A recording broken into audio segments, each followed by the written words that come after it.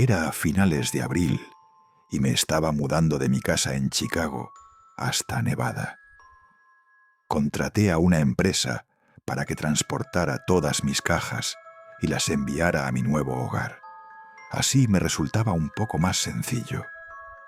Yo quería aprovechar el viaje en carretera, quedarme en algunos hoteles o Airbnbs durante el trayecto y relajarme unos días. El recorrido completo tomaría unas 30 horas, así que lo dividí en 3 tramos y decidí manejar 10 horas por día, pasando la noche en algún sitio. Después de organizar los tiempos, calculé que mi primera parada tendría que ser en el extremo de Nebraska. Empecé a revisar en Airbnb buscando algo económico, ya que Nebraska no tenía mucho para visitar, y en realidad solo necesitaba un lugar para descansar unas 8 horas y luego seguir conduciendo. Encontré una pequeña casa de un piso con 2 habitaciones. Aunque no necesitaba ambas, el precio era muy conveniente, así que no me importó el espacio extra. Lo único raro fue que solo mostraban fotos de una de las habitaciones, pero no le di mucha importancia y reservé para la noche siguiente. A la mañana siguiente, terminé de empacar mi coche, con lo que me quedaba, y comencé el trayecto. Salí un poco más tarde de lo que había planeado, pero pensé que no sería gran problema, más allá de tener que conducir algunas horas de noche. Si alguna vez has manejado por Nebraska, sabrás que es un paisaje monótono. Kilómetros y kilómetros, sin casi luces ni construcciones. Un par de horas después de que anocheció, llegué al Airbnb. Estaba ubicado al final de un camino de grava, saliendo de la carretera desierta por la que venía. Al llegar me sentí algo decepcionado, pues por fuera la casa se veía bastante más deteriorada de lo que mostraban las fotos. Me recordé a mí mismo que solo iba a estar unas horas para dormir, así que no tenía tanta importancia. Tomé un par de maletas y me dirigí a la puerta principal. Generalmente los dueños dejan la llave en una cajita con clave, pero en este caso no había ninguna. De hecho, la puerta ni siquiera tenía cerradura, solo un pomo sencillo, como los que se usan en los armarios. Eso me hizo sentir un poco incómodo, aunque no tenía otra alternativa, así que abrí y entré. Para mi sorpresa, por dentro estaba bastante bien. Era pequeña, pero la sala y la cocina tenían muebles cuidados y parecía limpia. Me dirigí a la primera habitación, pero noté que tampoco tenía cerrojo. Por suerte, la segunda sí contaba con uno, así que decidí instalarme allí. Sin embargo, había algo en ese cuarto que me puso los pelos de punta. Justo frente a la cama, en la pared, había una puerta pequeña y antigua, de unos 90 centímetros de alto y 60 de ancho. Yo mismo tomé una foto de esa puerta porque me parecía inquietante. Mientras más la observaba, más nervioso me ponía. Aún así, no iba a dormir en una habitación sin seguro, así que me quedé allí. Intenté abrir esa puertecita para ver qué había detrás, pero estaba cerrada desde el otro lado. Supuse que el dueño guardaba allí productos de limpieza o toallas extras, aunque igual me provocaba un mal presentimiento. Como ya estaba bastante cansado, solo saqué lo necesario de mi equipaje y me alisté para dormir. En mitad de la noche desperté al escuchar un golpeteo suave, como si viniera desde el borde de la cama. Era un sonido tenue, pero en la quietud de la casa se percibía con claridad. Tanteé mi celular en la mesa de noche y encendí la linterna de inmediato. Apenas iluminé el borde de la cama, el golpeteo se detuvo. No suelo asustarme con facilidad. Claro que a veces me pongo inquieto, pero nunca llego a sentir verdadero miedo. Sin embargo, algo en esa pequeña puerta frente a mi cama, en ese instante, me aterrorizó de verdad. Salté de la cama, encendí todas las luces, Recogí mis cosas y salí de la casa lo más rápido posible. Afuera seguía muy oscuro y no se veía mucho, pero mientras daba reversa por el camino de grava, juro que vi a un hombre tirado en el suelo detrás de la casa. Conduje por al menos media hora antes de detenerme y escribirle un mensaje al dueño, avisándole que podría haber alguien dentro de la vivienda y que llamara a la policía. Después continué hasta llegar a un pequeño pueblo, donde estacioné en el aparcamiento de un supermercado para intentar dormir un poco. Hasta hoy no sé realmente qué ocurrió en ese Airbnb, pero lo más perturbador fue que al revisar mi teléfono por la mañana, vi que mi mensaje había sido leído pocos minutos después de enviarlo, aunque el propietario jamás respondió.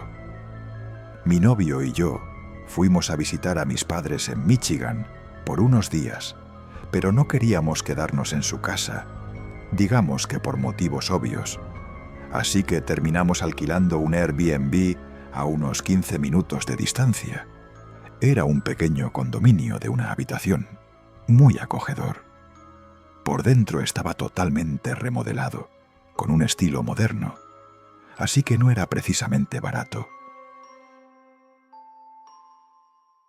Los anfitriones parecían amables y tenían buenas valoraciones, aunque encontramos algunos comentarios que nos hicieron dudar. La mayoría de las reseñas negativas hablaban de experiencias extrañas con la vecina. Yo ya había tenido vecinos raros antes, así que no me sorprendía mucho, pero igual decidí preguntarle a la dueña antes de reservar. Ella me explicó que su vecina era entrometida y que a veces cuando veía gente entrar al Airbnb se ponía a la defensiva. Aún así, me aseguró que la avisaría de nuestra estancia y le diría cómo lucíamos para que no hubiera inconvenientes. El día que llegamos todo salió bien. Conocimos a la anfitriona que vivía cerca y nos entregó la llave de la puerta principal, además del código del apartamento. Guardamos nuestras cosas y luego nos dirigimos a cenar con mis padres. Bebí un par de copas para sobrellevar la velada con mi madre y cuando nos dimos cuenta ya eran las 10 de la noche, hora de regresar al Airbnb. Al llegar al complejo, que tenía 4 departamentos, 2 arriba y 2 abajo, notamos algo inquietante. En la ventana del apartamento superior derecho, justo frente al nuestro, que era el de la izquierda, se asomaba una figura pequeña entre las cortinas. De inmediato sentí un escalofrío. ¿Quién se queda mirando fijamente así a los demás? Mi novio estacionó y al salir del auto volví a mirar. La mujer seguía allí, observándonos. Mientras caminábamos hacia la entrada, pude distinguir mejor sus rasgos. Tenía ese aspecto que algunas personas proyectan, como de locura. El cabello enredado, castaño, los ojos abiertos de par en par y una expresión de enojo indescriptible. Calculé que tendría entre 60 y 70 años. Mi novio colocó la llave en la puerta de acceso y entramos. Y ahí estaba ella, esperándonos en lo alto de las escaleras. No dijo nada, simplemente nos observaba, inmóvil. Era de baja estatura y cuerpo redondeado, pero sus brazos y piernas se veían sorprendentemente delgados. Nos miramos entre nosotros con incomodidad y comenzamos a subir. Ella no habló, solo seguía con esa mirada penetrante. Entramos rápidamente al apartamento con el código y cerramos tras nosotros. ¿Qué demonios fue eso?, me susurró mi novio, confundido. Yo solo negué con la cabeza, aliviada de que no nos hubiera abordado. La noche transcurrió tranquila hasta que, cerca de las 4 de la madrugada, comenzaron a golpear la puerta principal. El ruido era fuerte y constante durante 1 o 2 minutos, hasta que de repente se detuvo. Mi novio se levantó y me dijo en voz baja que miraría por la mirilla. Yo lo seguí lentamente. Al asomarse, frunció el ceño confundido y entreabrió la puerta para mirar mejor.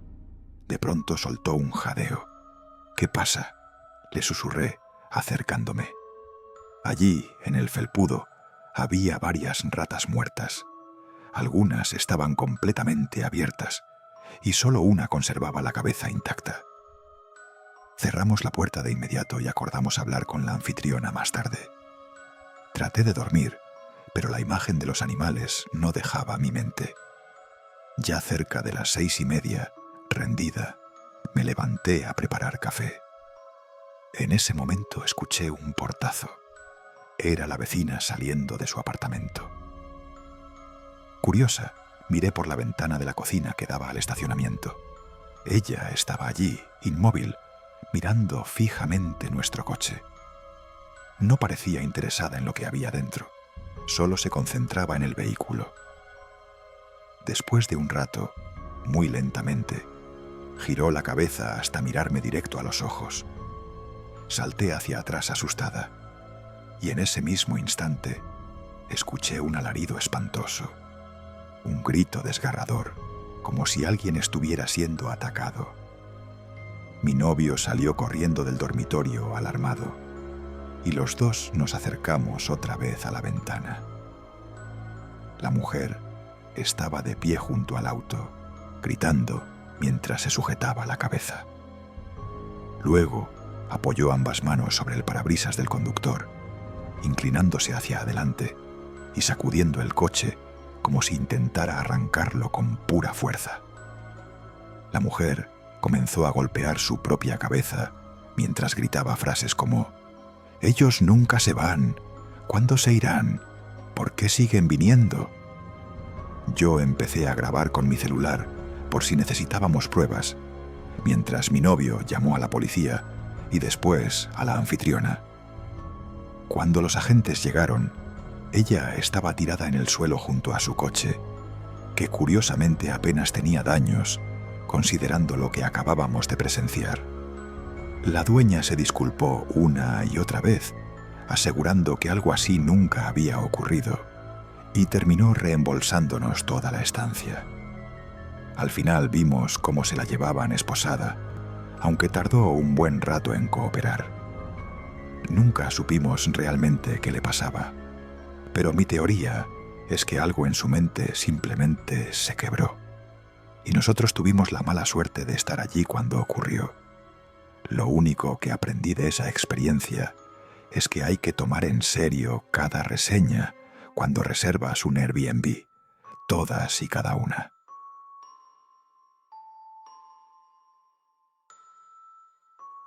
Esto pasó hace unos años, justo cuando mis amigos y yo terminamos nuestro segundo año en la universidad.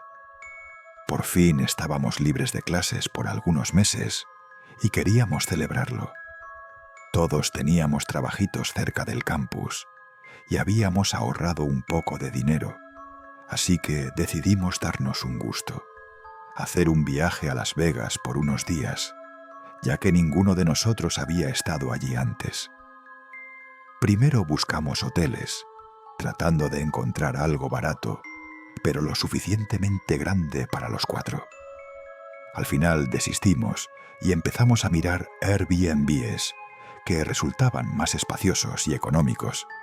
Encontramos varias opciones buenas, pero escogimos la más grande, con más habitaciones. Pasaron un par de semanas y finalmente nuestro Uber nos dejó en la casa. En persona parecía aún más grande que en las fotos, y todos estábamos emocionados por los días que pasaríamos allí. Desempacamos, descansamos un poco tras el vuelo, y, ya entrada la tarde, 2 de mis amigos se fueron a dormir temprano. Quedamos despiertos solo Elisa y yo, y como no había mucho que hacer, ella sugirió dar un paseo por el vecindario. Acepté enseguida. Tenía curiosidad por ver las casas de la zona.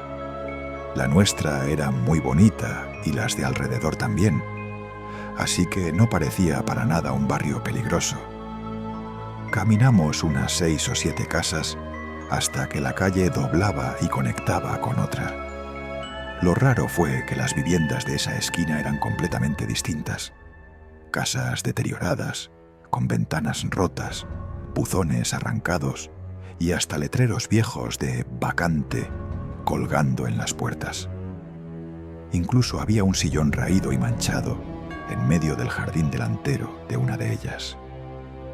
Nos miramos y acordamos que en la siguiente esquina volveríamos hacia nuestro Airbnb.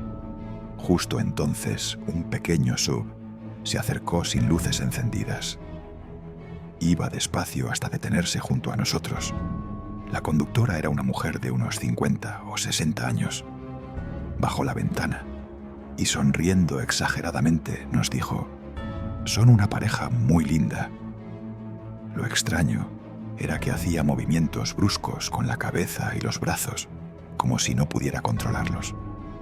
Tratando de cortar la conversación rápido, solo le respondí: «Gracias». Y funcionó. Siguió su camino y nosotros también. Minutos después, ya de regreso en nuestra calle, vimos nuevamente el SUV de la mujer. Esta vez se detuvo justo frente a nuestra casa, mientras nosotros subíamos la entrada. No dijo nada, no sonrió, solo nos miraba fijamente con el rostro inexpresivo.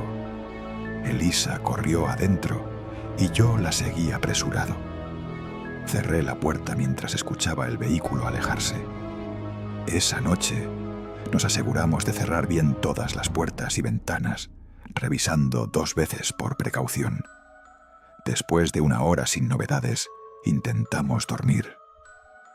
Al día siguiente contamos lo ocurrido a nuestros amigos y también a la anfitriona, pidiéndole cancelar la tercera noche para marcharnos antes. Aceptó sin problemas y decidimos pasar ese día fuera, disfrutando la ciudad para aprovechar al menos una parte del viaje. Lo pasamos bastante bien, pero al anochecer pedimos un Uber de regreso. Fue entonces cuando recibí un mensaje del dueño. ¿Es esta la mujer de anoche?, acompañado de una foto. Al abrirla, vimos una captura de la cámara Ring del timbre. Era ella, parada frente a la puerta de la casa. Inmediatamente le respondí y le mostré la imagen a mis amigos. Decidimos pedirle al conductor que nos dejara en el estacionamiento de un hotel cercano mientras el anfitrión llamaba a la policía.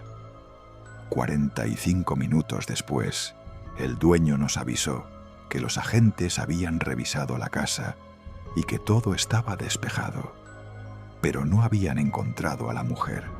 Eso no nos tranquilizó en absoluto. Regresamos solo para empacar y preparar todo para salir en cuanto amaneciera. Esa noche nadie pudo dormir bien. Al día siguiente nos fuimos directo al aeropuerto. Sin duda, fue de las experiencias más extrañas que he vivido.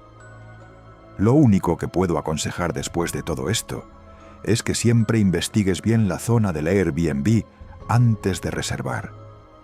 Hasta el día de hoy me da escalofríos pensar qué hubiera pasado si el dueño no hubiese tenido una cámara en la puerta, o si nos hubiéramos quedado esa tercera noche.